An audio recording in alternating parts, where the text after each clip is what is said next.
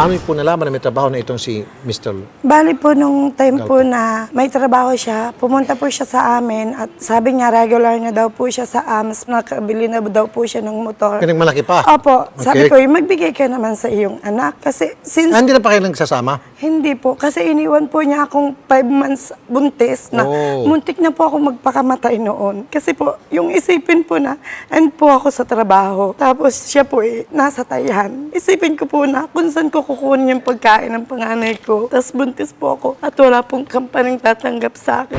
Magandang hapon po, Miss Natalie. Hello po, good afternoon po, Sir Rafi.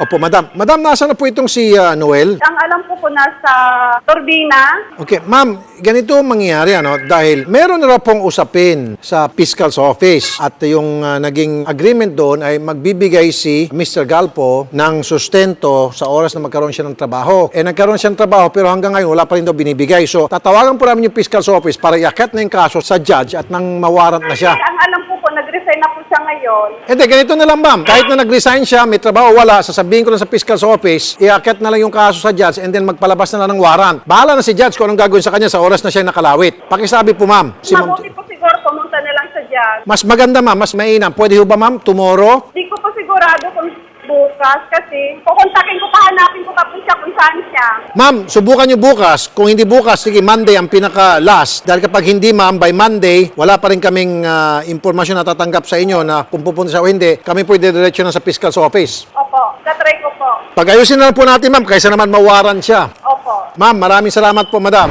Ang masama pa po nito, nababalitaan ko po na nagsasabong siya pero maabutan ni panggatas ang anak niya. Hindi man lang. Oh, may trabaho to kung may pangsabong. Opo, ang May alam mo po merong ang trabaho. nangyayari, sa amin pong tatlo, ako po nagagawa ng paraan para kumita at hindi magutom yung dalawa. Anong trabaho nyo ngayon, ma'am? Ako po, sir, puro racket lang, nagre-rebahan, naggagawa ng peanut butter, kung ano-ano pong tinitinda na lang, para lang po ano. Ang ginagawa ko po, iniiwan ko yung 2 bata sa loob ng aming bahay. Binibilinan ko lang na ilak, at kung may kasakakaling pumunta at hindi kilala, isilak na lang, huwag bubuksan. Yun na lang po ang naging proseso namin. Ganito na lang po, beautician pala kayo, nagre-ribbon kayo, ganon. Opo. Ilang taon yung mga anak nyo? Yung bunso po namin ay 3, tapos yung panganay po ay 7 Kung aral. pakulong na lang natin ito, and then bigyan na lang kita ng kompletong kit, pang ribbon, pang gupit, ilalagay natin sa maleta, and then home service ka, kasama mo yung mga bata kapag nag-home service ka sa mga kapitbahay.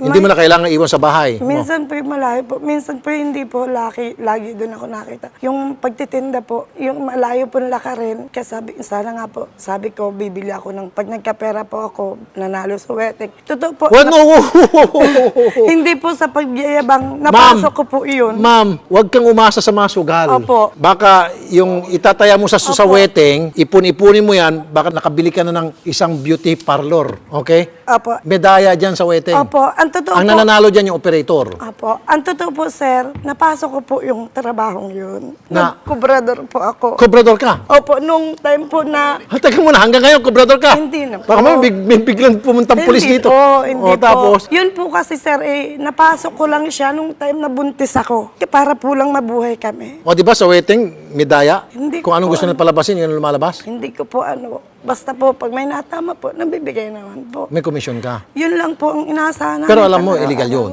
Opo. Doon ka na pumasok sa PCO, so legal pa. Yun nga po, may ID po ako. Magbenta ka ng sweepstake, legal yan. Pag may nanalo, meron ka rin komisyon. Lahat po, sir, pinapasok ko. Po So ako. ayaw mo yung offer ko sa'yo na bigyan kita ng starting kit para sa panggupit, pang-riban. Meron akong tinulungan niya sa Isabela. Opo, pwede. Para pag mag-home service sa mga kapitbahay, dala-dala mo yung mga bata. O dili kaya doon lang sa bahay sila pupunta. Pag pupunta sa bahay, mas mura ang charge mo kaysa sa kapag ikaw pumunta sa kanila. Okay sa yon?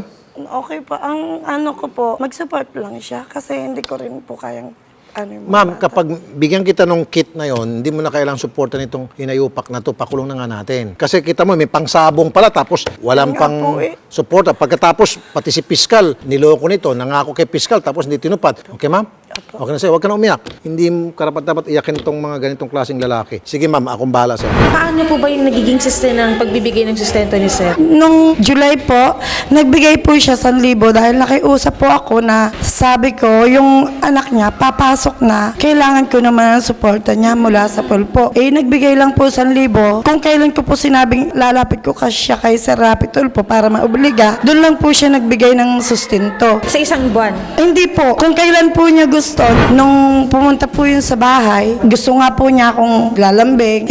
Sabi ko, ano ka, hello? Sobra nang ginawa mo pambabae. Sa isang kwarto po, kasama ko yung babae. Bakit kayo pumayag, ma'am?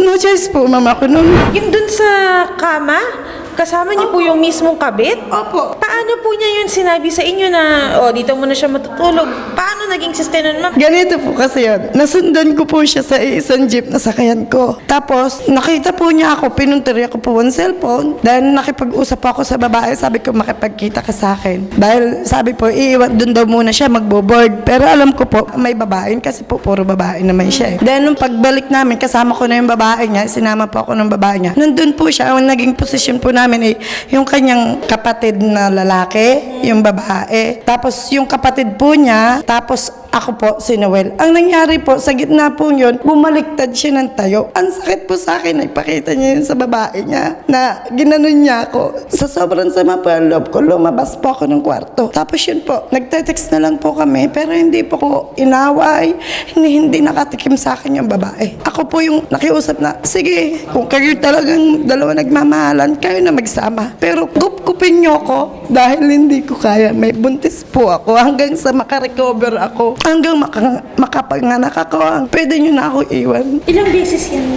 Maraming beses po. Malakas po ang loob niyang iwan ako kapag buntis po ako. Pag nahuli ko, iniiwan po niya ang babae niya. So, ibig sabihin, ma'am, kapag buntis ka, naghahanap siya ng iba? Opo, kahit po hindi ako buntis, may babae siya. Kaso po, pag nahuli ko po siya, bumabalik siya. Pinipili po niya kami. Bumabalik siya, ma'am, pero uulitin at uulitin niya. At ibang babae naman po. Paiba-iba po. Pero, ma'am, yung babae, anong sinabi sa inyo? Wala po, sabi niya hindi daw siya makikipagsama. Isang gabi lang yun. Opo. Kailan po ba kayo umalis sa poder niya, ma'am? Siya po yung umalis. So, kailan yun, ma'am? October po yun, 2015. So, ito po bang mga bata na to ay nasisilip niya, nagdadalaw niya? Yun po yung ina-allowed ko sa kanya. Sabi ko, iparamdam mo sa mga anak mo na nandyan ka, na mahal mo po sila bilang ama. Kahit wala po kami, ayos lang sa akin. Papupuntahin namin yan, ma'am. Pauobligahin namin, ma'am, na kayo po ay mag-ausap ng personal at mamamagitan po si Idol Rafi para po kayo ay matulungan. Ngayon, ma'am, ipagsisettle po namin yan, padadalhin po namin ng payslip para doon po natin ibase kung magkano po ang maibibigay niya sa mga bata. Okay po? Salamat po.